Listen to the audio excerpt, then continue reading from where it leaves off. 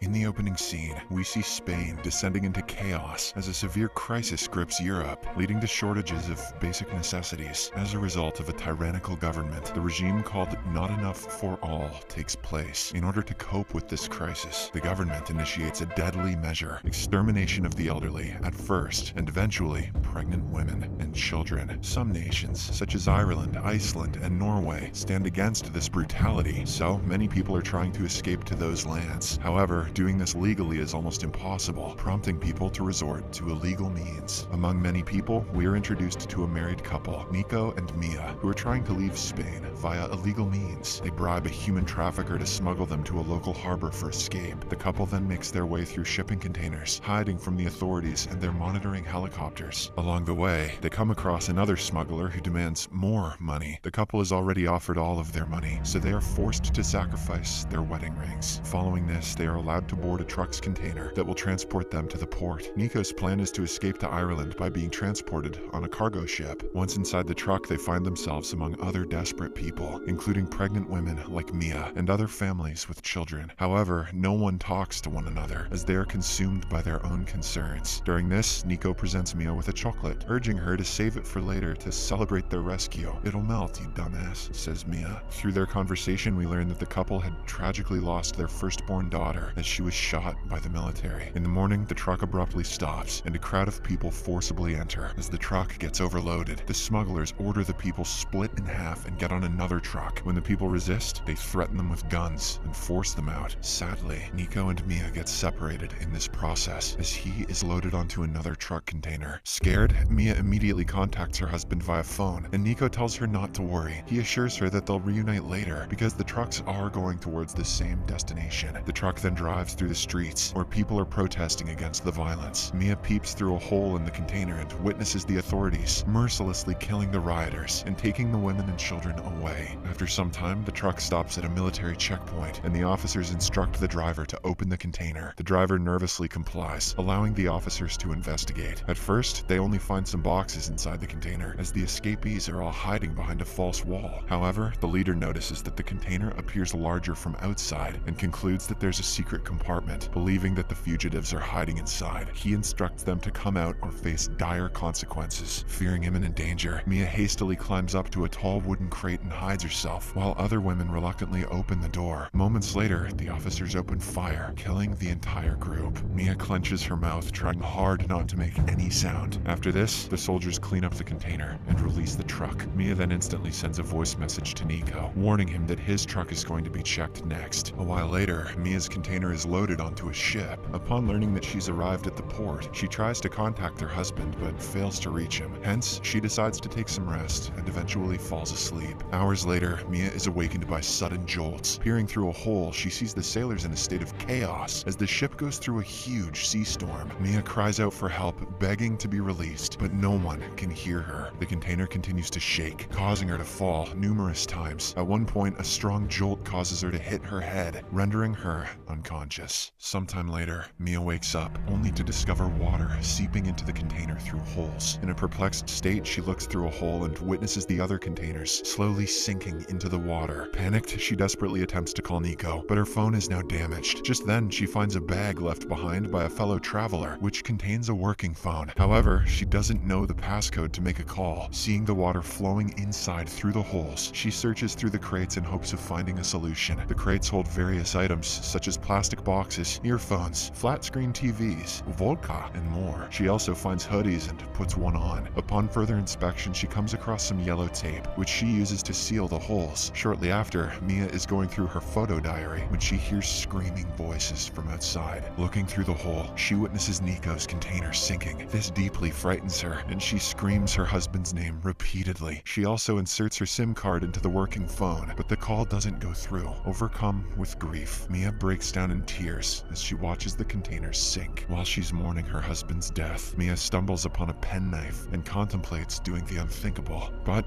Right then, she feels a kick from her unborn child, which prompts her to reconsider her decision. She then intends to live for her baby and lays down with tears in her eyes. The next morning, Mia wakes up to find the tape sealing the holes has come off and water is again flowing inside. Following this, she pushes a crate beneath another hanging one and uses her knife to release it. She opens it only to discover more plastic boxes. This initially infuriates her, but she soon realizes that the rubber of those plastic containers can be used to cover the holes. After doing so, Mia uses a pipe to throw away the water from inside. She then checks her supplies and plans to use them in an optimum way. After 2 days, Mia receives a call from an unknown number, and much to her relief, it's from Nico. He informs her that the driver has abandoned them outside the city and that it'll take some time for him to catch up with her. Mia then confides that she's stuck in the middle of the ocean, which worries him, obviously. Nevertheless, he promises that he'll come up with a plan. I mean, it sounds like you're probably fucked, honey, but I'm gonna do what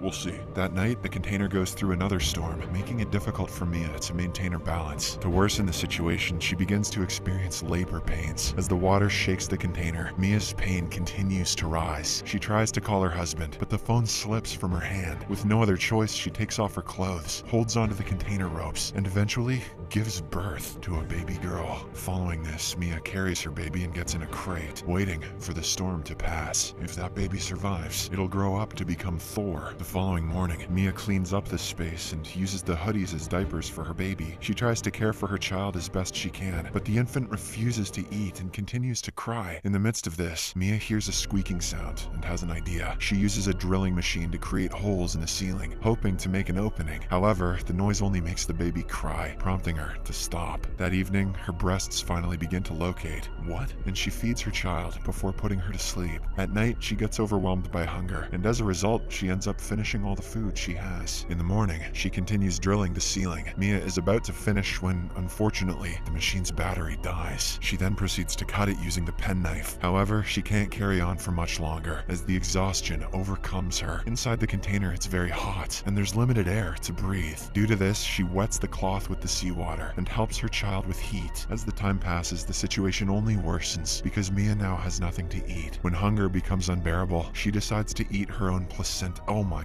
god. Which she had Okay, as night descends, Mia hears the haunting calls of whales.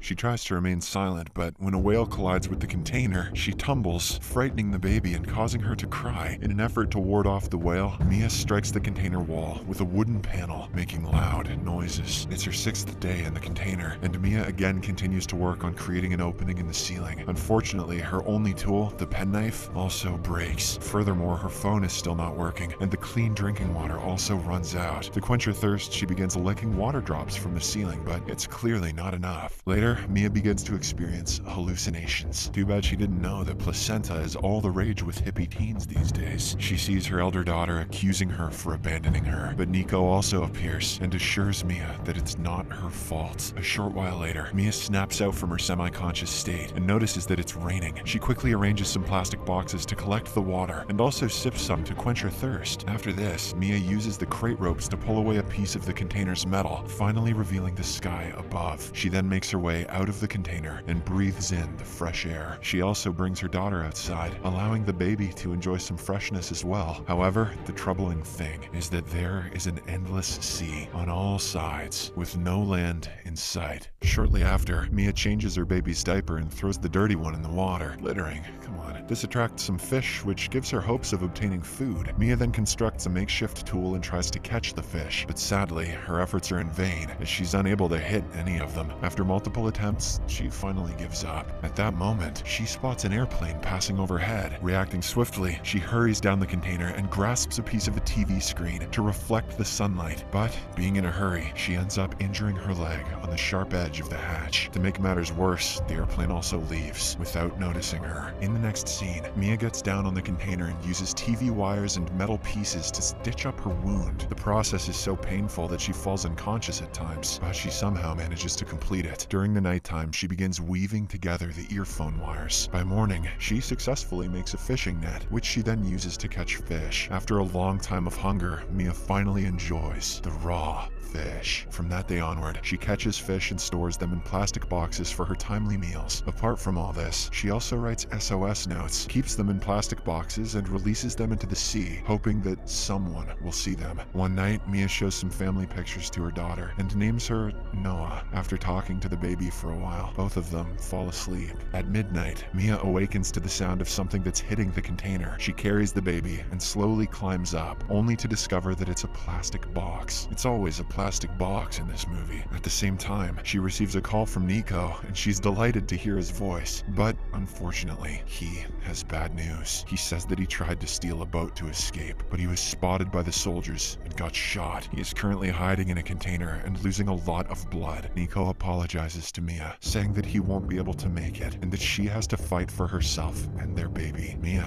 is devastated, but shares the news of their daughter's birth. In response, Nico bids a final goodbye to Mia and Noah before passing away. Once more, Mia's hope shatters and she breaks down in tears. She then spends the rest of the night gazing at the sky. The scene fast forwards then to day 26, and the container is half submerged in water. Mia is at the top of the container with her baby. She is constructing a makeshift raft using materials from the container. During this, she notices a seagull, which gives her hope of rescue. As the night falls, Mia gets her raft ready and puts her baby in it. Suddenly, she hears a sound within the container and learns that it'll sink soon. As a result, she dives down to retrieve her belongings. She notices that the chocolate given to her by her husband is floating in the corner. She then swims toward it, but unfortunately, her leg gets tangled in some ropes. The container starts sinking as Mia struggles to free herself, but at the last moment, she manages to cut the rope and swims up. As Mia resurfaces, she panics when she doesn't see her baby. Just then, a whale passes by and expels some water on the baby, prompting her to cry. That's one way to find a baby. Mia hears the crying voice and swims towards Noah. The next morning, Mia, who is completely exhausted, throws the fish she had captured, hoping to attract some birds. In this weakened state, she talks to Noah, claiming that she did everything she could. At the same time, a fishing boat is casting nets in the area. A fisherman and his family notices a seagull surrounding something. The family sails closer, only to discover the raft with the child. They quickly pull the raft up, and right then, notice a rope attached to it. They pull on it until Mia's body comes out. The rescue group then brings her aboard the boat and immediately begins performing CPR. Initially, Mia doesn't react, but the continuous chest compressions bring her back to life. Upon regaining consciousness, her first concern is for her baby, whom the fisherman's wife gently hands to her. It takes some time for Mia to realize that she's safe, and she tears well up as she sees that they're approaching the shores